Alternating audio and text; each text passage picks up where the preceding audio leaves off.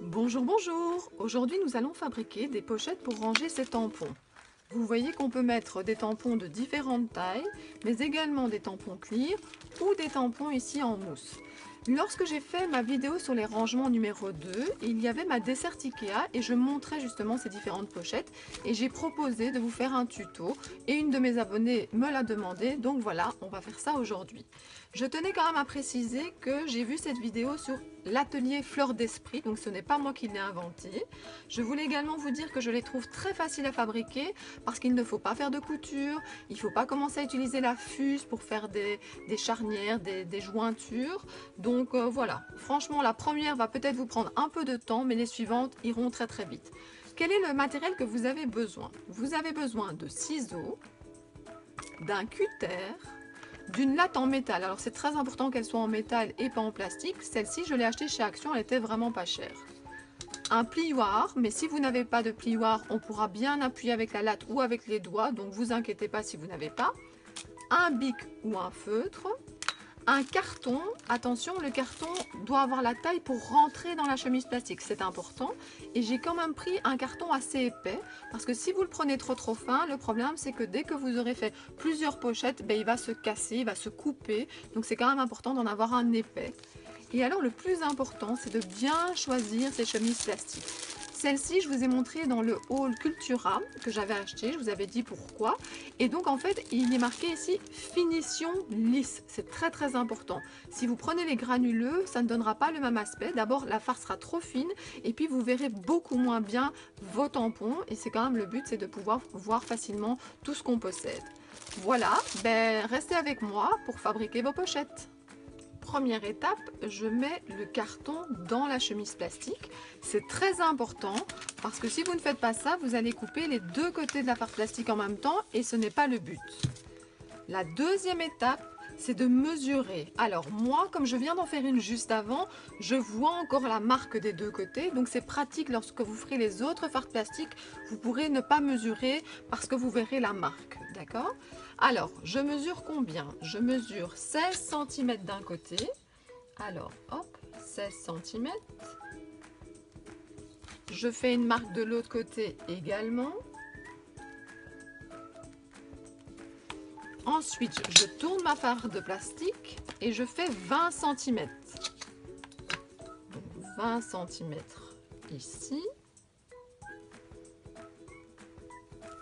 20 cm de l'autre côté.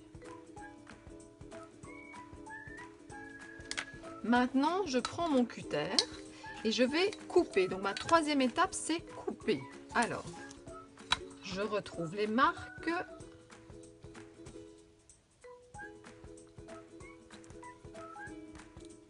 Faut pas appuyer trop fort. De toute façon, la farce plastique est assez fine et sinon vous allez trop abîmer le carton et vous n'allez plus pouvoir l'utiliser les prochaines fois. Et ici, je fais la même chose du côté de 16 cm. Voilà. J'enlève le carton. Quatrième étape. Alors, je regarde où se trouve le plus grand côté. Alors, regardez, c'est celui-ci. De l'autre côté, on voit bien que c'est plus petit que ces 16 cm. Donc, du côté que vous avez fait 18, je vais prendre mes ciseaux et je vais couper pour faire des encoches comme une enveloppe. Donc, c'est facile. On va de travers et on s'arrête à l'intersection de la découpe qui est de l'autre côté, donc des 16 cm. Je vous remonte. Donc, nous sommes du côté des 18 cm. Je pars de travers jusqu'à, c'est facile de savoir où s'arrêter, jusqu'à l'intersection avec de l'autre côté les 16 cm. J'enlève ici sur le côté le surplus. Regardez bien, ça ressemble déjà à une enveloppe. Qu'est-ce que je fais? Étape suivante, je vais plier la petite encoche ici, le petit rabat qu'on a créé. D'abord, je le fais avec mes doigts et puis pour être sûr, je prends mon plioir et j'appuie très fort. Donc voilà, l'enveloppe est presque terminée. Qu'est-ce que je fais? Dernière étape, couper les trous. Donc je viens ici, pas trop près non plus. Même s'il reste un peu de blanc, on peut le retirer par après, mais il ne faudrait pas couper dans la charnière. Donc je coupe bien sur le côté. Voilà, le petit blanc après on peut retirer. J'appuie encore une fois et regardez ma belle petite enveloppe. Il suffit maintenant de mettre ceci donc à l'intérieur, d'en faire autant que vous avez besoin pour vos rangements et je vous assure que c'est vraiment très pratique et c'est vraiment très joli d'avoir toute la même taille l'un derrière l'autre. Voilà, nous avons fait nos pochettes, il n'y a plus qu'à trouver un petit panier. Alors moi je vous avoue que j'ai pris ceci, c'est un petit panier de chez Action. Précédemment j'avais commencé par des petites boîtes à chaussures, des boîtes à chaussures d'enfants, ça marchait très bien. Mais maintenant que j'ai trouvé ces petits paniers, je préfère. Et donc nous mettons un ensemble de tampons et regardez, ça fait vraiment toute la différence. Malgré le fait qu'il y ait des plus grands et des plus petits tampons, là ils ont tous la même pochette et donc c'est vraiment très sympa. Alors regardez, ici par contre j'ai mis un tampon de chez Action où je n'ai pas mis de feuilles blanches à l'intérieur. Je trouve que ça ne donne pas très bien. Un autre exemple, un tampon de chez Carabelle, c'est un tampon d'Azoline. Et regardez, j'ai découpé un papier blanc de la bonne dimension que j'ai glissé à l'arrière et je trouve que ça donne vraiment beaucoup mieux.